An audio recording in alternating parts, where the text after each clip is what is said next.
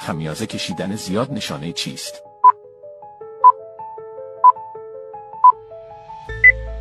کمبود آهن.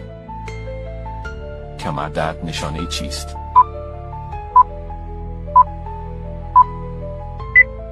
کمبود ویتامین د3. تنگی نفس نشانه چیست؟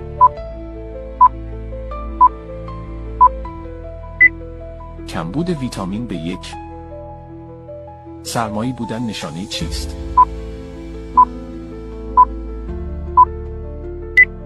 کمبود یود. اگه شبها خوابت نبرد، چه چیزی باید مصرف کنی؟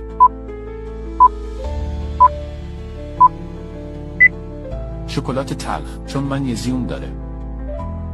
اگه حس کردی داری ضعیف میشی، چه چیزی باید مصرف کنی؟